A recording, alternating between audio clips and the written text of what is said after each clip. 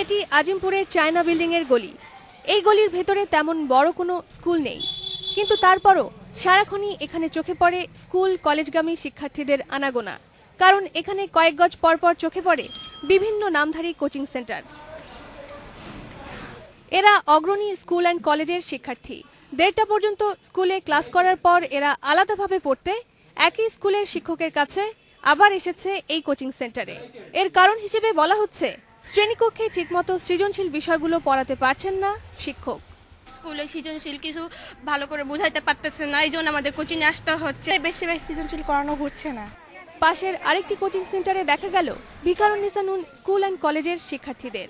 তবে তারা অভিযোগ করলো, শিক্ষকরা ক্লাসের পরেও তাদের কাছে আবার পড়তে বলেন। যেভাবে করে করে তোমরা সেভাবে করে ভালো হবে, আন্তরিকভাবে দেখাবো, এই জন্য ওনারা বারবার এগুলো বলে। 5 তো সমাপনী, কোচিং করুক না করুক সবাইকে টাকা দিতে হবে।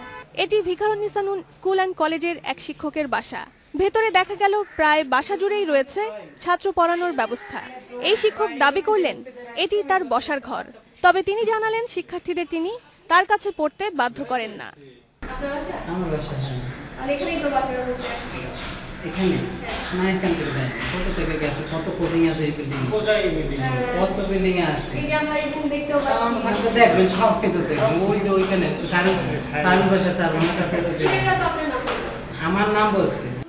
শিক্ষামন্ত্রী নুরুল ইসলাম নাহিদ বলছেন, শিক্ষক তার স্কুলের ছাত্রকে আলাদা বাসা ভাড়া নিয়ে বা কোচিং সেন্টারে পড়াতে পারবেন না। যদি পড়াতেই হয় ক্লাস শেষে স্কুলেই পড়াতে হবে। এই যে ব্যবসাটা, এটা আমরা বন্ধ করতে চাই। সে কারণে আমরা কতগুলো স্টেপস নিছি। যেমন 1 নম্বর হচ্ছে, আমরা বলছি যে কোনো শিক্ষক তার নিজের শিক্ষা প্রতিষ্ঠানের শিক্ষার্থীকে কোচিং ক্লাস করাতে পারবেন না, তিনি অন্য শিক্ষা প্রতিষ্ঠানের ছেলেমেয়েদের পড়াতে পারবেন।